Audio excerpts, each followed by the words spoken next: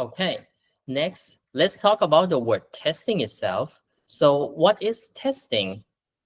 If you go and Google for the word test, if you go define test and put it into Google, you will see that the result of the word came back into a pretty old Latin word. And this word means to evaluate the quality of something. Okay. So this it actually started from something is as a shell or a jug, and then it's go to the earthen pot, and then it represents this thing that you use to evaluate the quality of the materials. So it used to call something that that is a device for evaluating the quality of some metals or material. But nowadays we have this word to represent the activity or the process that you use to guarantee the quality of most of the things that we build, right? So you can do testing on cars, testing on buildings, and also on software. Okay. So to answer this question on why do we test software, that's because we want to remove the fault. Okay, we have studied the concept of fault, right? So we want to remove the wrong part of code as early as possible. You cannot get rid of the errors. You cannot get rid of the failures because they are consequences of the fault. So we can only remove the fault.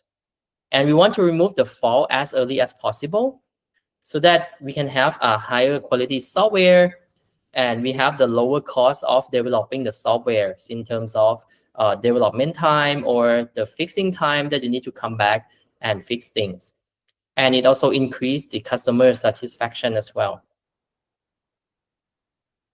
So testing nowadays is pretty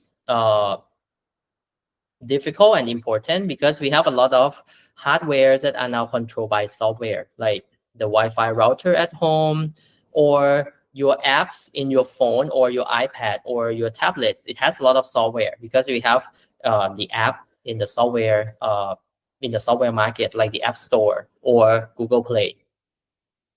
And the software also goes into other places like the embedded devices or the control applications, even the wearable devices like the Apple Watch, Galaxy Watch, something that you wear, might be even Ring right now. And you also have these vehicles like cars, and you have airplanes that also run by software. So before I end this module, I want to talk about the relationship between engineering process and software quality assurance, right? So in every engineering process, you have two steps. So the first one is construction step, that you build something. And the second one is the verification step, that you check the correctness of such construction.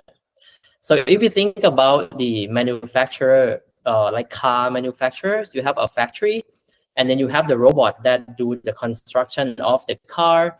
And then after that, when the car is already assembled, there's a people to come and check whether the windshield wipers are working, the steering wheels are working, and the doors are working well or not. So those are the verification steps, right? So this kind of construction and verification are the key parts of any engineering process, including building software as well.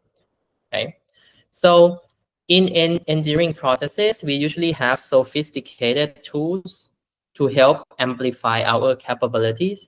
So you have robots to help you build the cars. Nowadays, we also have AI to help us writing the code. But however, you're still the one that responsible for the problem that occur in the software anyway.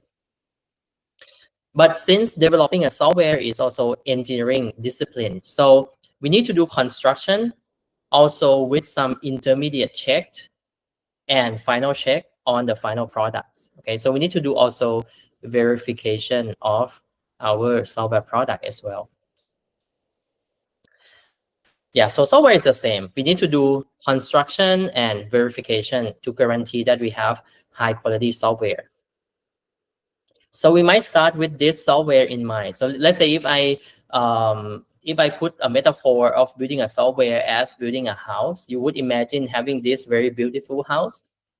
How would we actually build it to make sure that it tolerates the unexpected input, it can finish on time, and it doesn't have big failures like this case that you have a fire on your house? Okay, so software quality assurance and testing would help at least mitigating this issue that might occur.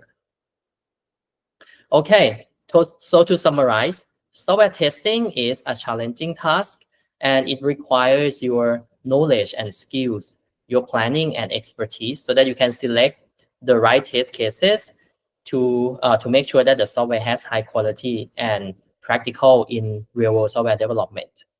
And building a software is an engineering process, so you must do construction along with verification or the check for correctness of the product. That's all for module 1. See you again in module 2.